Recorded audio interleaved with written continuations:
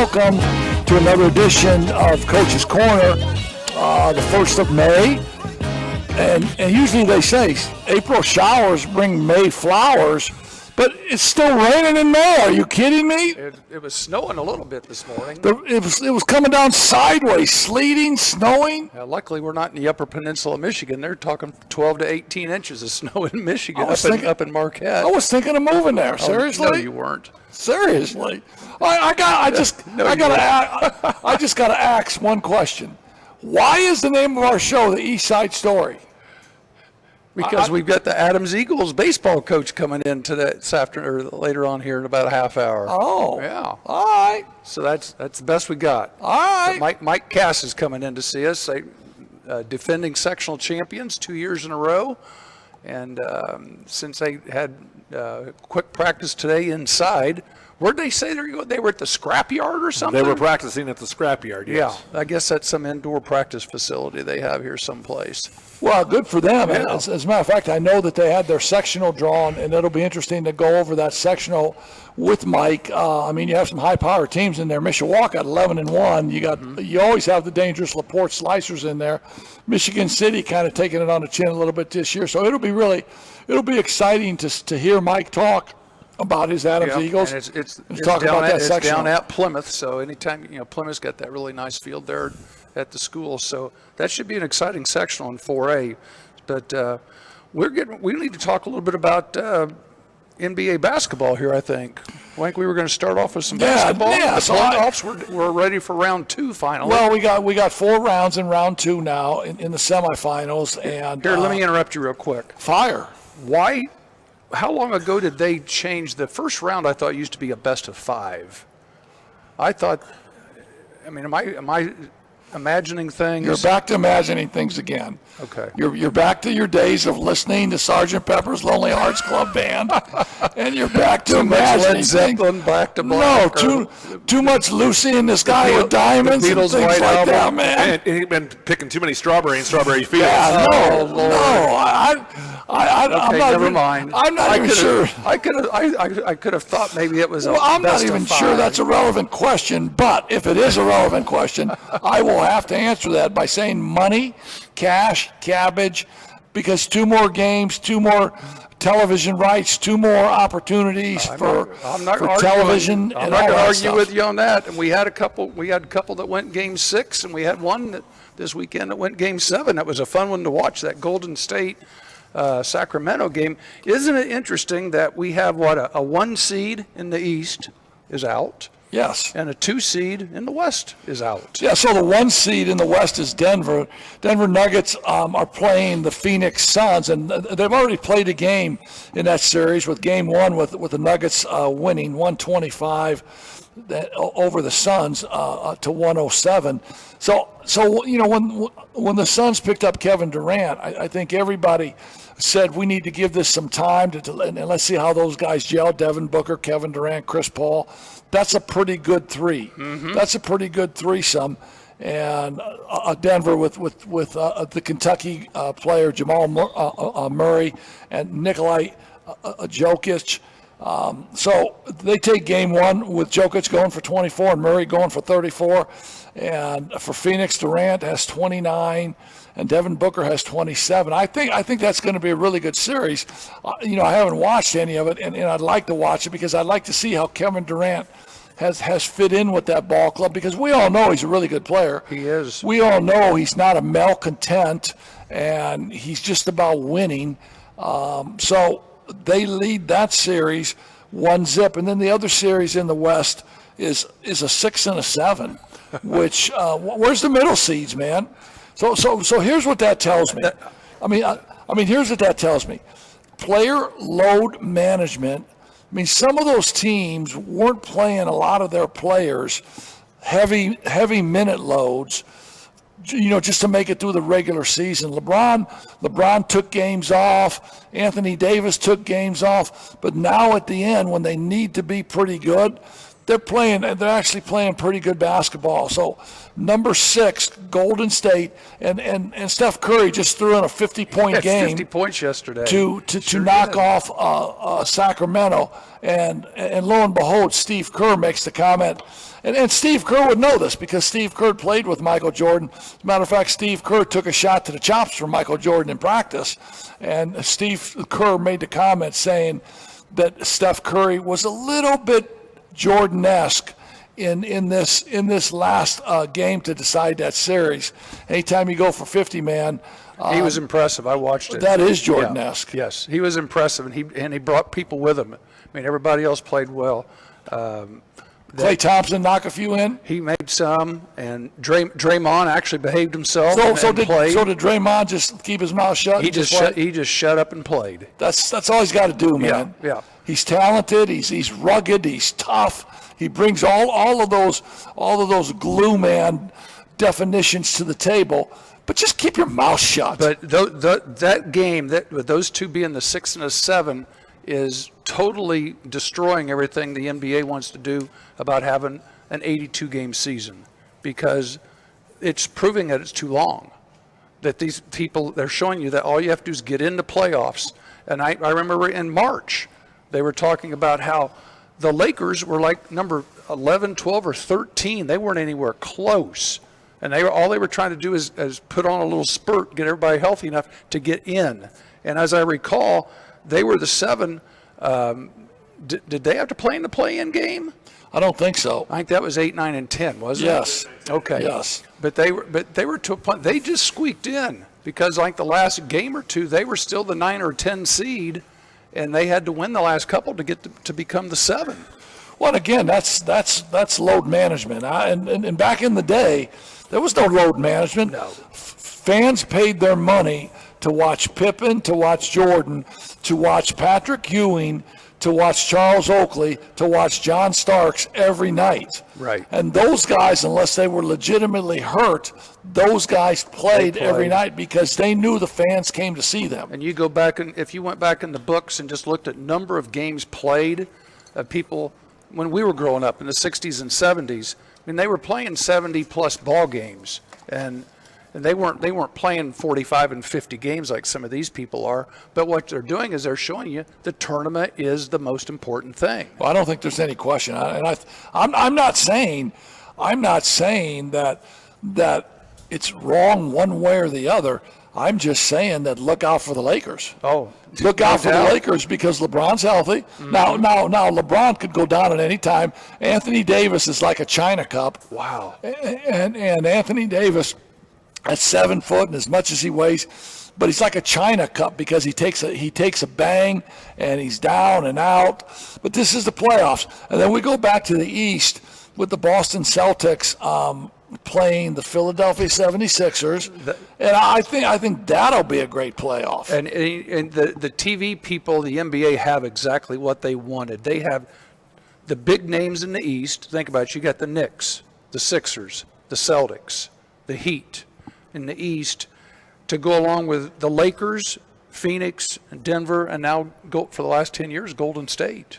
I mean, you've got 8 TV markets. Yeah, no question about that. Must-see TV. No question about that. So the 76ers, that's always going to be tough because you're playing against Joel Embiid. Joel Embiid can go out any night. Joel Embiid can get 30 and 18 any night. And he's tough. He's a tough cover, low post. He can step out, and he's really, really good. And they play tonight, and I believe I read, and somebody, if you're listening tonight, you might check and email us, make sure I'm correct on this one. Embiid's not playing tonight. I think he's... Load management? I think he's hurt.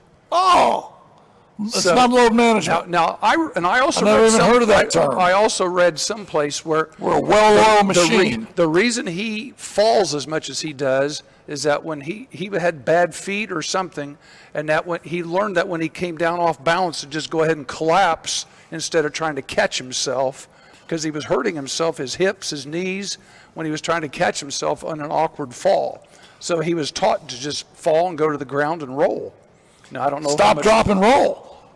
stop, drop, and roll in junior high. All you need to do is get the fire extinguisher out and get him. He's done. Speaking of fire extinguishers, you got any more from your days working at Corson? I've got a few in the garage. I've got a few in the garage. I could probably go get us a few. I like that. And the guys from Corson, you did not hear that. We don't have a few in the garage. That was just a joke. I took them out of the dumpster. Oh, okay. They were especially we're trying to get them as a sponsor. They were condemned. Corson. Well, and here's the good thing, a little bit. You should probably stop talking about it. If they're dented, they're condemned. All right. They're still usable. Remember, Corson was one of our boys basketball state tournament sponsors, Coach. So yes. Remember that. Yes. It's a national company. We'll move on to the Knicks and the Miami Heat. The Knicks took the first game. The Heat took the first game 108-101. With Jimmy Buckets was a little banged up. Yep, he had 25. They were using him as a decoy. And Jimmy Buckets he's just a dog player, man. He just plays hard. He talks a little bit, but he backs it up. He guards. He had a good first round. He might have been the best player in the first round. Yeah, and I'm really happy for the coach of the New York Knicks, who I think is a really good coach, and he's got those guys playing. So that's your NBA in a nutshell, and 4 rounds left. We'll see what will happen. So let's prognosticate. Denver, Phoenix. I'm going to go with Denver on that. Good, I'm going with Phoenix. Okay. Heck's got Phoenix. Pat's got Denver. John, you break the tie. I'm going Phoenix. All right, Johnny. Johnny B. Good's got Phoenix. Golden State against the Lakers. I'm going to go with Golden State. It's all about who's healthy. I'm going with Golden State. What do you got, Johnny? I'm taking the Lakers. Lakers are playing, and I know we got the China Cup and LeBron can go down. I still like the Lakers. I don't like the Lakers. And Pat's going with Golden State, but I like Golden State too because I like Steve Kerr. That's going to be a fun series. I like Steve Kerr. Boston and Philadelphia. I'm going with Brad Stevens, who's the GM of the Boston Celtics. I like Boston. Johnny? I like Boston as well. All right, three with the Celts. And the Knicks against Miami. I'm going with the Heat. I don't know enough about the Knicks. I'm going with the Heat. They're the 8 seed. They're the 8. Jimmy Buckets. Are they hot? Are you kidding me? They're already up 1. They're real hot. That was in the Gardens because the first 2 games are in the Garden. I'm going with the Heat, Johnny. Who you got? I'm taking the Heat as well. Johnny. Just to be contrary, I'm going to take the Knicks. All right. He did that all fall when we did our football picks.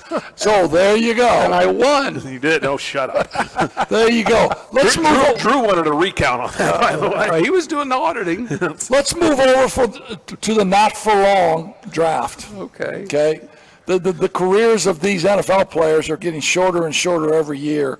And one of the prime positions that used to be a prime position, running back, is now a scenario where a running back's career might be, 5 years. They may not even make it to the next into their second contract. And so one of the best running backs in this draft was Bijan Robinson, the running back from Texas, and he got taken early in the first round. I think maybe number 8 by the Atlanta Falcons.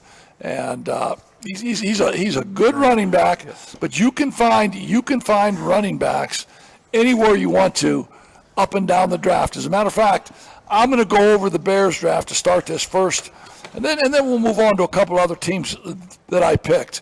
And I'm going to talk about this Bears draft for a minute because I've been a Bear fan for 100 years, and I'm kind of tired of this, to be honest with you. The Bears philosophy has, we're going to go find players that nobody else knows about. I remember when they drafted a linebacker from Boise State named Shea McClellan, who in the immortal words of 1946, Johnny Wilson, couldn't bust a grape. They picked him at like 4, number 4, and it was like, oh right, we found this guy, we found him. I mean, I could be a GM. Watch the show. Watch Mel Kiper's top 10. Yeah. Here's the top 10 remaining. I'm on. All right, let me pick one of these guys for Just top take 10. one of them. But why don't teams just do that sometimes? They always want to try and find a diamond in the rough. The person everybody else missed. Yeah. I mean, to prove that they're great. And I'm going to make a couple of comments about this. Let me throw these stupid glasses on. I say because you got eyes. Contacts. I know. Do you need to go to the eye doctor? I'm just like you. So Darnell Wright, they picked number 1. So, and Darnell Wright is a good draft pick. He's a great tackle out of Tennessee. But here's the question, Pat, and I pose this question to you. They had the 9th pick, and it was always going to come down to Jalen Carter because Jalen Carter slipped tremendously because of his off-the-field problems. And we talked about it when we talked on Thursday night that we'll know what they think of Jalen Carter by what happens in this pick. But the Detroit Lions told us what they thought of Jalen Carter. They had a chance to pick him, and they didn't pick him. And they passed. The Seattle Seahawks, and Pete Carroll's a great defensive coach, they had a chance to pick him, and they passed. And he's had his cast of characters out there at Seattle. Yes, he has. Yes. Now I don't blame Las Vegas for not taking him because Tyree Wilson was rated as one of the top players in this draft also. But so then the Bears traded down with Philadelphia, got a 4th round pick for the following year, and that told you right there what Chicago thought of Jalen Carter. They didn't want his baggage. They didn't want any of his baggage. They didn't want any of the stuff where they were going to have to beg him to play because he didn't play hard during the season. He didn't play hard in the playoffs. He goofed off and got himself into trouble at the end of the season. And big-time trouble, not little trouble, right. Big-time trouble. Yes. A couple people killed. Yeah, because let's face it, defensive linemen are kind of in their own little world anyways. You've got to have a couple screws loose to do what they do. But you have to have a motor that runs all the time. And that's the point of it. The 3 technique is a very important position on any defensive line, and the Bears desperately needed a 3 technique. But then they trade down because they know Philly wants them. And Philly takes them, and it's a different scenario for Philly because Philly's got veterans. Philly's got veterans, and as you see as we go down to this, Philly's got veterans and a Georgia roster. Roster. For sure. Which if anybody can kind of corral him in. That's been kind of the joke is that they're now called the Philly Bulldogs. No, I know. So the Bears take Darnell Wright, an offensive tackle from Tennessee. Good pick. All right, he's a good pick. But 2 of their next 3 picks, at 50 and at maybe 60, were defensive linemen. So they were rated both 150 and 120. And the Bears go down to get them at 50 and 60. So they picked him in the 2nd round instead of maybe waiting until around 3 or 4. But here's the problem with them. They fall in love with people, and it's not just the Bears, but it's other teams too. They fall in love with people, and they're so afraid that someone else is going to pick them, and so they go get them. So when I was working with this draft a little bit, I said the Bears had to come away with 3 starters because they had all these draft picks and they made this trade. Well, I think these two defensive linemen they got, I think they're projects. And maybe one of them will play and the other will be his backup. Yeah, I don't know, but I just think you got to come out of that with starters. They took a defensive back. Now Dexter's from Florida. Yes. Pickens is from South Carolina. I mean, those are good big programs. Those are good big programs. But when you look at them, when you hear Louis Riddick, who I think is phenomenal. I think Louis Riddick is a football guy through and through. And when you hear Louis Riddick talk about both of them, and he's saying they got to get better get off. They don't get off the line of scrimmage quick enough, and they're guys that you got to work with. I'm saying I want to draft guys that are plug and play now. Right. They're plug and play. Yep, I agree. And you look at what the Houston Texans did. The Houston Texans draft Stroud. He's a plug and play quarterback, and then they trade up to get Will Anderson Jr. So their first 2 picks are bona fide They're starters. day one starters. Yes.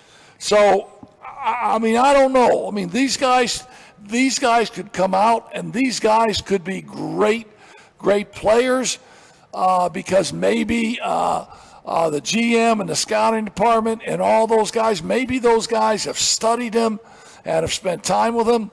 But just looking at it, I wanted to come out with 3 starters. Mm-hmm.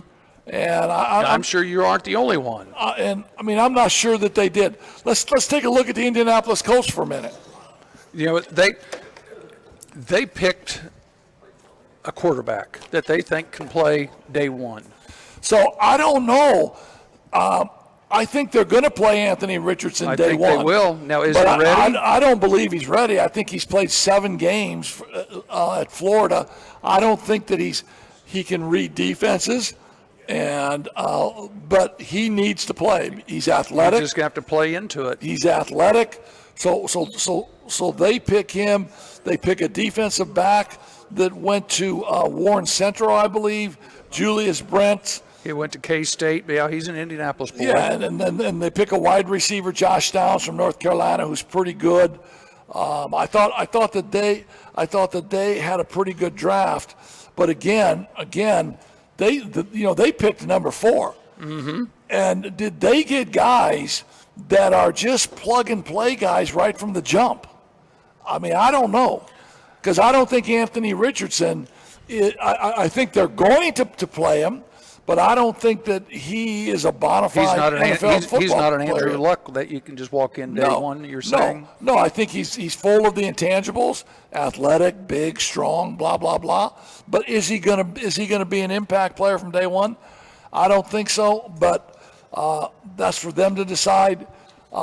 As I said, the Texans, man. The Texans had some ballsy moves. I mean, I'm just saying. They get C.J. Stroud, right. Quarterback. They need a quarterback. Well, they need a lot of things. Yeah, they need a lot of things. You're 100% right. So they get Stroud, and then they make a trade with the Cardinals and pick up Will Anderson. Mm-hmm. Those are 2 guys now that you're going to say they can come in and they can play. They get a center from Penn State, Juice Scruggs, who's really good. If you know anything about the Big Ten, they get a linebacker from Alabama, Henry Tutu. They get Jarrett Patterson, an interior lineman from Notre Dame. I like their draft. But they had to have a good draft. They had to. I mean, they've had the first draft pick 2 years in a row for a reason. And so Alex Brown is an ex-player for the Bears, played at Florida, led Florida in sacks, got drafted in the 5th round by the Bears. He's on the draft show, right? He's got a shirt on that says "Thanks, Lovey," because the Texans won that game. Yes. To get rid of their number 1 pick. And so we're talking about putting the Lovie Smith statue up at Wrigley Field. We mentioned that, didn't we? At Soldier Field. That's funny. And then I want to talk about the Eagles again. So Jalen Carter and the Eagles, they're a veteran team. They go to the Super Bowl. They lose in the Super Bowl, but they're a veteran team, and they can draft a guy like Jalen Carter, and they can absorb some of his stuff because they got veteran players in the locker room that will put their arms around him and lead him and show him. 2nd round, they drafted his teammate, who's a great player, Nolan Smith. And Nolan Smith and Jalen Carter are great friends.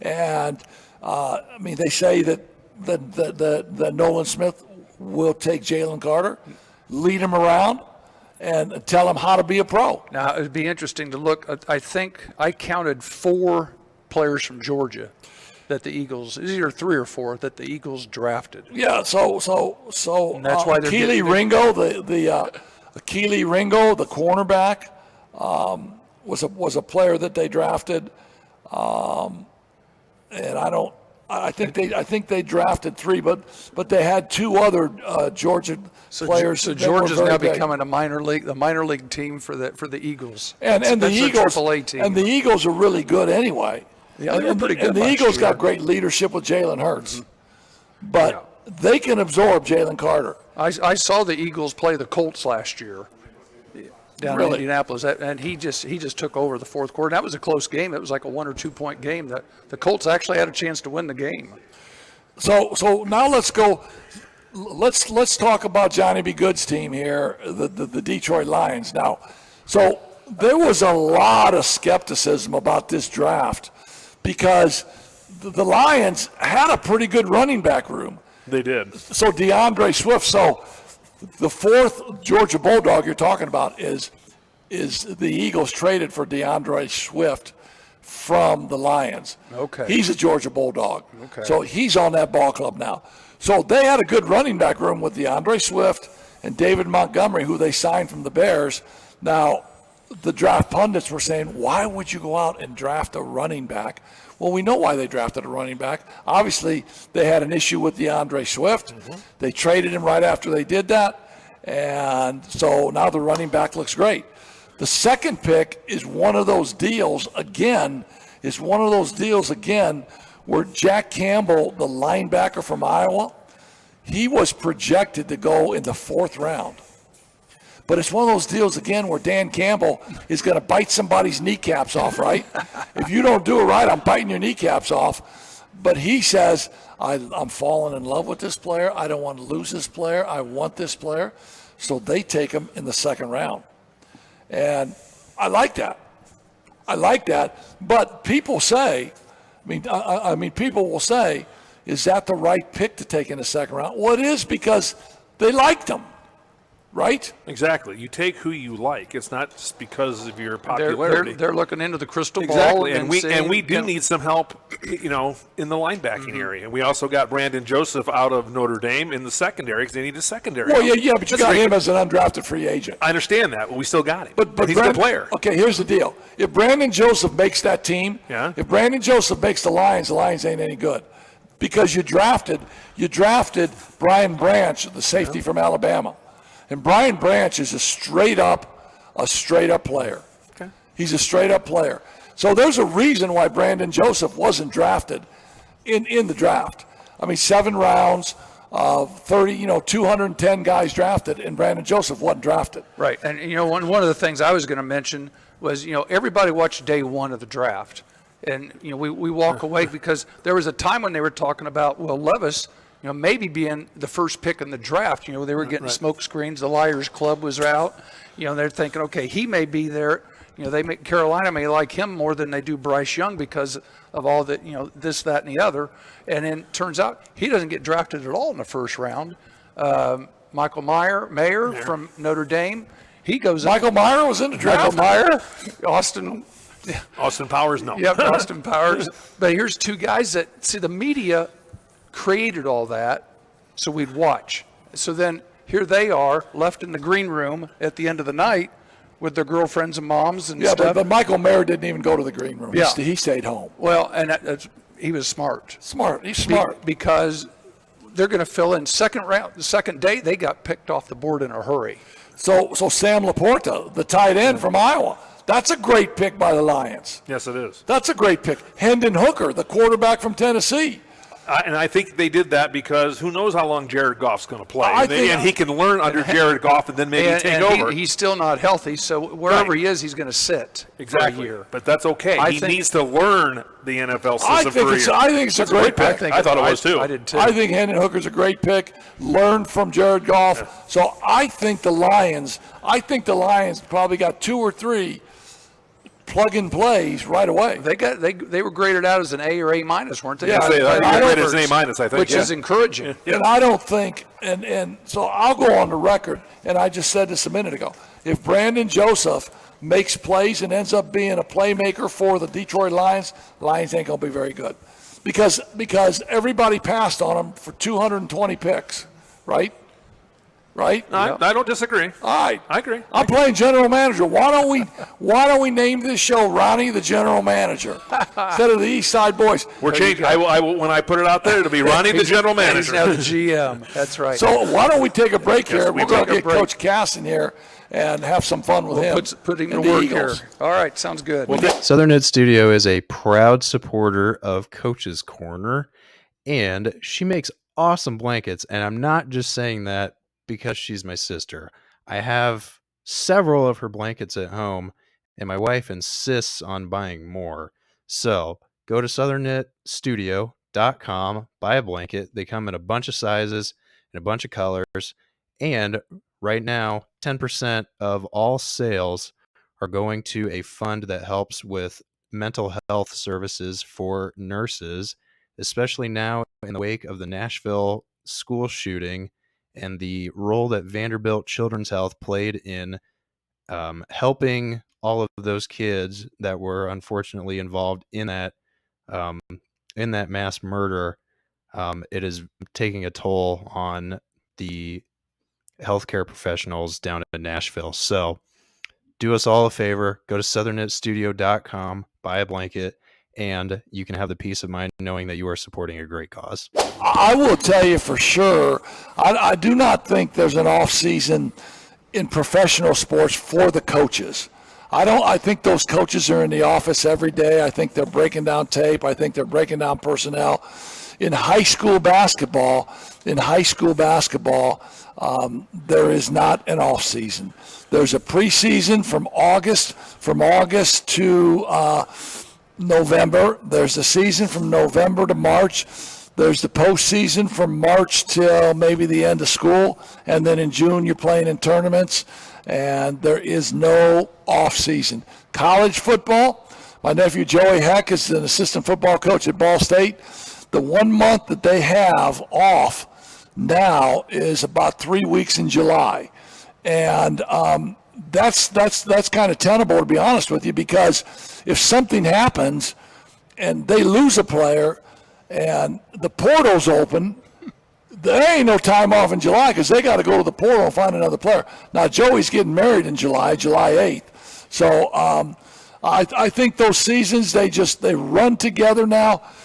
Mike, tell us about baseball. Is baseball have an off? I mean, high school baseball have an off season? Not really. We play fall ball. We get into winter workouts. Then we go into spring ball. Then they all play travel in the summer. Yeah. So it always comes down to this, because I had a couple of nieces that played high school volleyball, and they played travel ball. They dropped $1,000 to be on a travel team and travel all across the state. And their practices were 2 or 3 times during the week, and then they had their regular season. Then they had their off season where they had to train. And 2 out of my 3 nieces, when it came down to go to college and play college volleyball, they were burned out. They said, man, I've been playing so much volleyball, I don't even like it anymore. Now my third niece, Katie Heck, played volleyball at St. Mary's, but I think that's a great question, Q, and I think there's a lot of burnout if it's not done right with high school kids especially. Well, I totally agree, and you hear that all the time where these kids are playing travel ball, and Mike can attest to this. Think some of your juniors and seniors that you end up disappearing, or they end up with, your pitchers end up with arm trouble, whatever it might be. I had one this year. Simply because they've been playing baseball since they were 10, and they've been, those little league teams and coaches brag about how many games they've played, and that's not necessarily a good thing. I've said this before, and I think this is true. As a matter of fact, the longer I go, the more I know it's true, because I think maybe 12, 15 years ago, the high school coach, and you can attest to this for me, the high school coach was really the guy that recruiters came to, and they wanted to know about players. But now I think it works like this. I think the travel ball coach is the guy that a lot of the recruiting goes through. I think the personal trainer then is more involved, maybe even than the high school coach. And then I think Pops is involved because he's paying 1 and 2. Right. He's paying 1 and 2, and I think some of those parents get the wrong impression from people, because I think they believe if I drop $1,000 here and my kid plays with this travel basketball team or travel baseball team, and I drop $3,000 or $4,000 during the course of his career for summertime activity, and then I pay the trainer $500-$600 every couple weeks, that my boy's going to get a college scholarship, and probably maybe 40% of the cases that might be true because those players are good enough. In 60 to 70% of the cases, that's not true. I mean, I had a kid tell me the other day. I said, "You going to play football in college?" And he said, "Nah, I don't think so." I said, "Why?" I said, "You love football." He said, "I didn't get any D1 offers." I said, "You shouldn't have got any D1 offers. You're a D10 player. You're a D10 player." I was a D9 player, and I played at Manchester College, and I played because I loved it. And when they took the jersey off of me for the last time, I freaking cried because I played because I loved it, not because I'm a D1 player. Correct. And you think how many scholarships kids have or opportunities to play. At all levels. At all levels, whether it's NAIA, D3, whatever it might be. Correct. But that's not what they're hearing from their trainer, from their travel ball, and that's the part that has to be portrayed to them. Now I do get coaches calling me from the NCAA, talking about character of a kid or grades of a kid. So, I mean, some ways travel ball isn't the answer either. So, Well, you're still right. got to go through the school systems. Tell us about your team, man, and don't be shy. Don't be going. Get excited and give me some coaches. Give me some coaches. Let me give you a little bit. Start with defending champs 2 years running, right? 2 years. When's the last time Adams won a sectional in baseball? 2009. Okay, Before so that. 10 plus. Yep. First time I think we've won it back to back in school history. Okay. Got a quality group this year, good pitching. We did lose a senior to arm injury, CJ Mastoff, which would have helped us a little bit this year. But I'm doing it with juniors and sophomore pitching. Wow. So we got a heck of a draw. But I mean, we opened right up with the legend Laporte. So Tell us about Laporte this year. That's a ways off yet, isn't it? no, we play them Friday. Be that first time around? No, just in a regular. We just have a regular game this Friday. But I mean, that's the at first home. time you'll see them. You don't play them like earlier in April or anything? We don't. We used to Okay. play in a tournament they had there, but it keeps getting rained out, so we just. Yeah. How's the weather been? I see you guys have played ranked. What? We're 9-4 right now. 9-4. Yep. Well, that's more games than I thought you'd played. Yep. 9-4. So you played 13 games in April. That's pretty good. Not too bad. How many of them? Three, I think 3 or 4. in the snow? Yeah. It's Northern bad. Indiana's great, isn't it, It's for spring terrible. sports? It's god awful. It's god awful. Makes you want to move south. So that's my next question, because you're a baseball guy. Right. Why didn't you move south to go? And obviously your family's here or whatever. Right. But if you're a baseball guy, why wouldn't you go down to Tennessee or Kentucky and play all year round like that? I don't know. Pat knows I'm a diehard Notre Dame He guy. he so lives I and love- dies with the Irish. But Yep. let me I ask live you up there. this, and I kind of know the answer, but is it possible through fundraising and stuff, let's say where you could go to, let's say a Saturday in April where you could go to Jasper or go down to Center Grove or We go can. down to Shelbyville Yeah, we can go down there and play in play one of those tournaments. one-day tournaments or Yeah. something? We if I ever get the opportunity, yes, we're playing. What is it? May 12th in Crown Point and Lake Central in a tournament there with all the top teams in the Okay. state. Yeah, but that defeats what we're talking about. You're going up north No, again. no, it's talking still about- north, but that's all we could do. Because right when I now. was in Southern Indiana, when I was down there at Madison, you should have called them and said, "Bring your They team were down, playing- man." And they've got a nice field. They were playing. yeah. They were playing baseball in March. You know, Yeah, why didn't you they were call them actually and say, getting games "Bring in the- March"? I mean, bring the Eagles down, man. and We'll travel. they actually have teams come in like during spring break would come in there and stay all night. They'd stay out at Clifty Falls at the state park at the lodge and stuff. If I get And- the opportunity to go south, I will. Trust me, I want to go down and play Of course, Coach Sherry's team. Yeah. That's at Whiteland. and Right. He used to be an Adams coach, and I would love to go down there and weekend and play. So yeah, that'd be a fun game. With How many years have you been the head baseball coach at Adams? this is my 9th, and that includes COVID. Actually, my COVID team was probably one of the best teams I ever had. That group, I think I had 11 kids play college baseball off it. Wow. So, Really? Between the juniors and seniors, yep.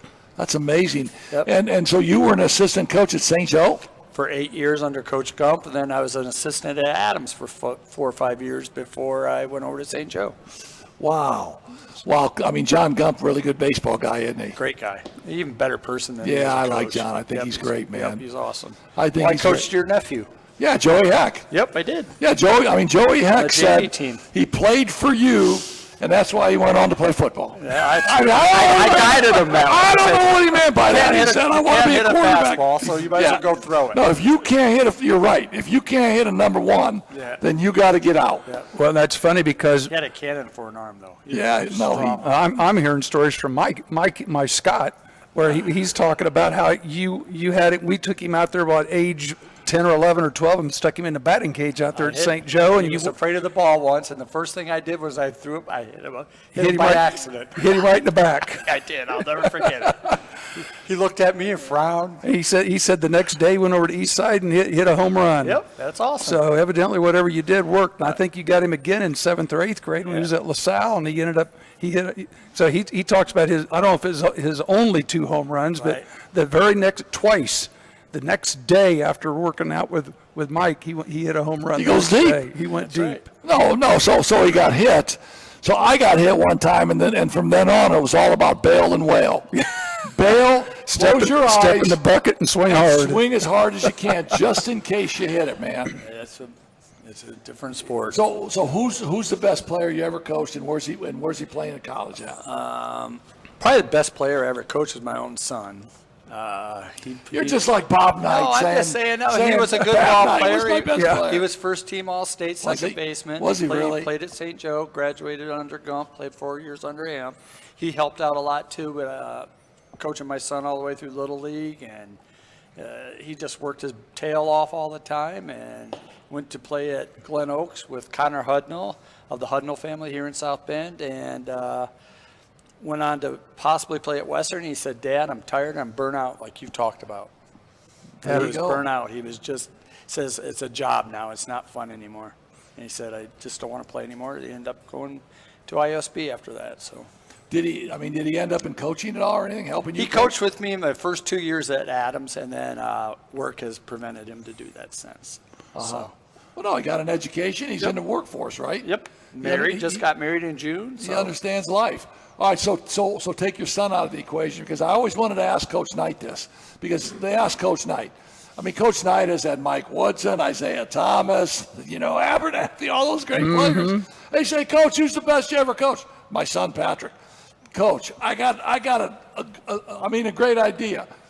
The 1946 Mr. Basketball, Jumpin' Johnny Wilson, said Pat can't bust a grape. Yeah. And I understand that. And in coaching my son, my heart would be beaten out of my chest. And you did. You coached your son. Yeah, I did. And you got a chance for your son to be there every day with you, hanging out and going through the whole thing. It's special. So that's special. It's different. Yep, it's a good kind of special. So take your son out of it. I'll take him out. There are so many. I've done this so long. I've got Spencer Nelson that's playing right now for Grand Valley State. It's doing real well. Actually, I talk about Connor Hudnall, through Little League and all the way up to where he was a good one. Now at Adams, there's tons. Jakar Watkins. There's just a lot.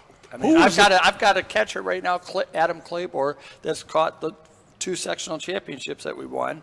That could be a pretty good ball player. He was a senior this year. So who was the tall, lanky shortstop that you had a year or two ago? He was tall, 6'3", maybe. Oh, Zach Gray. Yeah, he was okay. I thought he was a good player. He was a decent player. Yep. That's the youngest of the Grays, wasn't it? The youngest of the Grays, correct. There was a house full of them. Yep, there was. So he was already seasoned by the time I got him. Yeah. All right, so answer this question: how many times, because you got Chad Johnson's kid on your team? How many times Chad Johnson comes storming into practice, chewing you out because you ain't playing his kid? Never was. Chad's a great person to be around. I love Chad. He's Chad's intense. He's awesome. intense. How good is his kid? Pretty good. He had a shoulder surgery that kind of affected him. He can't throw. He sat out last year because of injury. He just came back 2 weeks now when he's been back with us. Doing well. He got his first hit this last Saturday. KJ's a good kid. If he keeps working with it, getting that arm back, he could play farther if he wanted to. Well, tell us about Northern Indiana baseball right now. Who's good I'm telling you right now, Northern Indiana is good baseball. There's some spot. pretty good baseball for being north, isn't it? I mean, look at the sectional that we're in between Mishawaka, who's already beaten us. I mean, they're pretty good this year. LaPorte, us. You've got.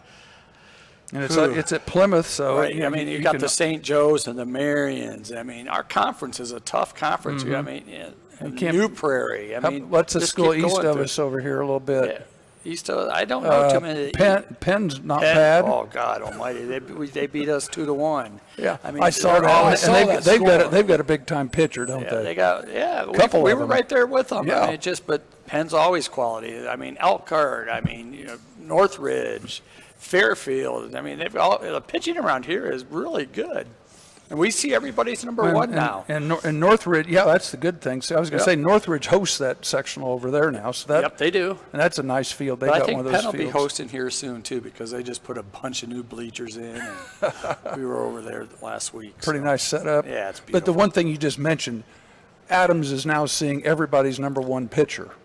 Yeah, which hasn't happened in previous years. Usually I give my kids credit because they're working their tails off and they know it and they expect it when they go to a ballpark. So, and I've got numbers. I mean, there's kids coming to Adams that want to play baseball, which is awesome. That's good. Now, in their 9 years, you've got a JV team. JV and do you have enough freshman team? I do. Too? I have 3 It's teams. hard to find a freshman schedule, I'm sure. They don't play as many. Actually, the hardest part right now is finding umpires. Finding umpires for those games, huh? We've had to cancel a bunch because of no umpiring. All right, answer me this question now. South Bend Community Schools, baseball. Okay. So back in the day, I remember. the Panthers, man, Rick Tomaszewski, the whole group. What's going on in Washington? They getting anything going there? They're working hard at it. They've got, I think, 9 to 10 players. They're not there yet, but it's getting better. They have a quality coach over there that cares about the kids. That's half the battle. So. What about Riley? Riley got a ball club this year? We played them at the Cove this year, or what was it, 4 wins now? Whatever. And it ain't the White Sox place, it's the Cubs place. Come on. We beat them 6-0, and they're better. Then you got Clay, which is, the numbers there just haven't been great for Ryan Bull, but, he works his tail off, I think too. he told me he's got 6 or 7 sophomores in the lineup. Yeah, that's just part of it. It is. We're not far from that this year ourselves, so. That's interesting. So let's talk real quick about the sectionals coming up. The 3A sectionals down at John Glenn, that's a conference team. You got Glenn with Knox Valley, New Prairie, and CMA. So what? Glenn, the first thing we hear is the name Hannah. Yep. On the bump, man. Actually, we beat Hannah. They had their one kid. Is it Hirschberger? No, that's Fairfield. That's Fairfield. Yep. They had a kid there too. That's a real good pitcher. That was a junior that we didn't see. They're a quality baseball team. That's 3A. So then you got the South Bend sectional basically is over at Marion. You got Washington, Jimtown, St. Joe, Clay, Riley, and Marion. Right. What I find is interesting, Riley's 3A in baseball. I know they just dropped out this year. That's the first year they were 4A. Okay. So that's Joe the best team in that? St. Joe the best team? I say St. Joe and Marion will be St. Joe and Marion? Yep. And they're in opposite brackets. They're opposite, so they'll face each other hopefully in the championship. And then down at Plymouth, you drew the first game. Yep. So, I mean, they're going to make you earn that. You're going to have to play 3 games to win the sectional. It will not be easy, but we're definitely capable. Yeah. And that kind of leads us into a question here for Coach. Now that you have to play 3 games to win a sectional, how does that affect your pitching rotation where the people in the semifinals are only going to have to probably go 2? Well, that's why What we are the work rules at with that? What are the rules? Is it pitch count or innings? Pitch count. It's pitch count. So if the kid goes over 80, he's got to sit out three days, and we just got to manage it. But we got 4 good pitchers that can compete with anybody. So good. We're fine with that. And see, that's a whole new world with the pitch count. I've been away from baseball enough. It used to be like 10 innings every 3 days. And I have 2 assistant coaches that are pitcher type coaches, and they're doing a fantastic Talk about job. Your assistant coaches. Who are they? Taylor Neville and Brian Blondell are my 2 assistants. Taylor's been with me for 5 years now, and he's done a phenomenal job with our pitching staff. I just let him have it, and I said, you take care of it, and I'll take care of the rest of the stuff. So he's done a great job with that. So if you ever heard the story, and talking, there are so many great stories in baseball, right? and we're talking about a pitching coach now. Rick Sutcliffe is on the mound in Cincinnati. Every time you hit a home run in Cincinnati, the cannons go off, right? So Rick Sutcliffe's on the mound. He's not throwing the ball great. He throws a fastball right down the middle. They hit it out. The cannons go off. So Sutcliffe is on the mound. He's pawing at the mound. He's pissed. He's not happy. The next hitter comes up, boom, hits the second home run. The pitching coach for the Cubs at that time is a guy named Billy Connors. So Billy Connors comes out to the mound, and before Billy gets there, Sutcliffe says, "I don't want to hear a thing from you, Billy. I know I can't. I'm not throwing today. I'm awful. Blah blah blah. Nothing you can say is going to make me any better. I stink." And Billy says, "Hold up, Rick. Stop. I got nothing to say to you. You're right. You do stink. I'm trying to give the guy in center field time to reload the cannon because the next guy's getting ready to go deep on you, man."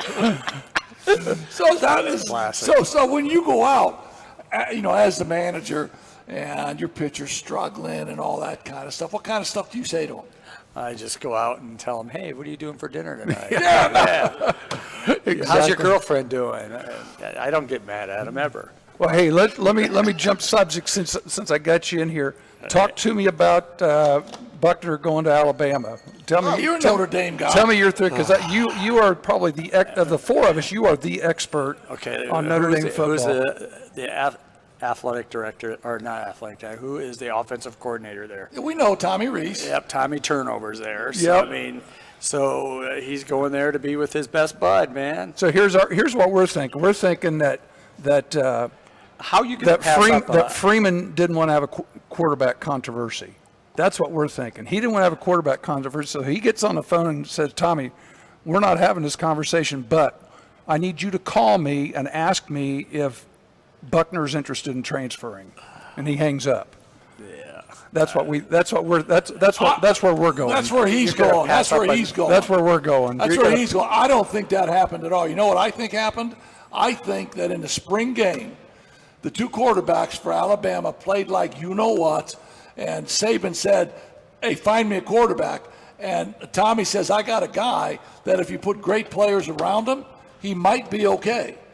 He had great players here too. Yeah, I don't know, but he's the MVP of the Gator Bowl. I don't think he's going to play at Alabama. And why he would give up a Notre Dame education, I don't know why he would give that up. I don't know why he would give up maybe a chance to be the starter next year because C.J. Carr won't start as a freshman. But he's pretty good. I think it's an unquestionable bad move on Tyler Buckner. My biggest question is, why has Angeli not freaking even tried a pass at Notre Dame yet? Why hasn't Angeli transferred to Manchester College yet? That's my question. Because what's going to happen? He hasn't got a shot. What's going to happen if Hartman goes down? What's going to happen if Hartman goes down? Minchie? Is Minchie going to be ready? He didn't look ready to me. Or is Notre Dame going into the portal? Is Notre Dame going into the portal now to get a backup for you? That's why we brought you in here. You're supposed to have these answers for us. Frustrating. I don't sleep at night because of Adams baseball. Now you're going to get me on that. Hey, John, you got another question? That's why we brought you in here, Mikey. Yeah. This is for all of you guys, talking a little bit about Tyler Buckner, and do you think he will play at Alabama? This comes from Jim down in Indianapolis. No. And why not? He's not ready for SEC competition. You think he'll transfer again before the season starts? I don't know if he'll transfer. I think he'll stay. But I met Tyler a couple times out and about, and great kid. I don't know why he did it. It didn't make any sense to me. So I'll tell you why he did it. 3 letters, NIL. Number 1, NIL, and number two, Tommy blew a little smoke up his rear end, saying, "Hey, you have a good fall camp, blah, blah, blah. These other guys don't take care of business. You play like you did in the Gator Bowl for stretches at a time. Well, Tommy's got to call a better place for him in the Gator Bowl." Yeah, what? But was it 1st and goal for he throws drop that pass, and South Carolina's sucking wind trying to get their breath. Yeah. And give it to estimate 3 times a touchdown. I don't think he's going to play there. Well, do you think he's going to play there? The one thing I mentioned in the spring game was not set up for for Buckner to be successful because he's a running quarterback. If he takes he looks at his first option. If it's not there, he's going to tuck it and run. One thing I'll say about that kid, he's tough. I mean, watch him. He got smacked around in that South Carolina game, and he kept getting up, didn't he? Getting up. He would throw. He'd get hit. He knew he was going to get hit, and he completed passes. I'll tell you who else is tough is Justin Fields. Justin Fields is tough too. Yeah, he's not compared to Hurt. So no, you can't do that. You can't. No, I'm talking about one more question. All right, give us another question. And this one mainly goes for Coach, but you other two can do this as well. With the closing of South Bend Clay, how is that going to affect South Bend baseball a year after next? That's a great question. Where did that come from? Somebody in Denver? That came from somebody in Vermont, actually. Okay. It's a Clay alum who wants to know, but wants Coach Cass's opinion on that. It's hard to say. I mean, I don't know how they're going to handle the transfer rule with those kids. Who knows? They got good facility over there. I mean, ours is not bad either. That's a very good question. Who knows how it's going to work out? Will those kids end up going to Washington to help them out? Hopefully Coach Reinbold finds a place to still coach? I mean, it's going to be very interesting. It's kind of depressing that will that's happening. Will they go with the boundaries, or will those kids have open enrollment? Will they have open choices? They should have open enrollment. I don't think that's been decided yet, No, it hasn't. And it's going to be very interesting how that all works out from all the sports at Clay, from football. And how many kids do you have that might end up moving? Maybe they'll go to the portal and think, okay, I'm going to go over to Washington so I can play. No, you just my don't kids know. Get decent playing time. Your kids ain't leaving John Adams. Come on, man. You may have. I'll tell you what, though. You may have to talk to Jimmy, but they're getting some more NIL money. That's exactly why kids won't leave, because we have one of the best principals in the state. He cares so much about those kids. You gotta take care of them. He's always in the hallways with them. He'll talk to them at any time, and he's just a phenomenal principal. Awesome. So here's my question, and I know the answer to this question. Reinbold is a really good baseball coach. Yep. Reinbold's going over to Washington, and Reinbold will be the next. And I know it's hard for you to make this statement because you're a head coach. You know the guy at Washington. Reinbold will be the baseball coach at Washington, and will take his players because Reinbold will work that field again. Rick Tomaszewski, that field at Washington was immaculate. Buster's done a good job over there with that field and stuff. Well, the last time I was there a couple years ago, it was awful. And that's because Buster wasn't there yet. And I cried. I literally cried. Buster wasn't there yet. So Buster's doing a phenomenal job there. We just got to get numbers. What's his name? Buster what? I don't know his last name. I just know him by Buster. That's all. That's what baseball people do. Yeah, Buster. That's it. I've only met him Buster. That's it. One or two. But he cares about this kid.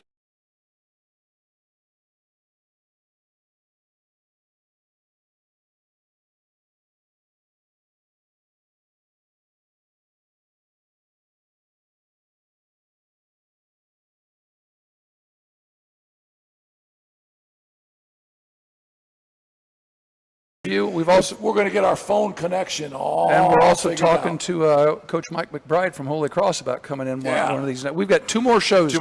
Two more shows next Monday and then the following Tuesday. And then we're going to take a break for the summer, and we'll be back in August. So what did we title this? Ronnie the GM? Yeah, it's being titled Ronnie the GM. You can check it out on I'm Spotify. Just saying, we'll go over this NFL stuff. I've changed the title, yes. Right. It was going to be East Side Stories, but we've changed it to Ronnie the GM. So look for that on YouTube, Apple Store. You've got to wait till the show because we just don't know what's going to happen. No, it's not. No, last week it was a couple of pillars. Last week it was something. Well-oiled machine. A well-oiled machine. Once we came back. No. The second half of the show. No, it was the hodgepodge. Hodgepodge was last week. Yeah, that's right. Well, then the show was great. It's a well-oiled machine. And we still are. Look at this. Look at this. I mean, Mikey comes in here and we talk. He's full of information on Notre Dame and all and everything we need to know about baseball. South Bend area baseball. John, you're the best man. Thanks for spending the miles. Coach, thanks for tuning in. Thanks for coming in. This was fun. Pat, you're the best. All right.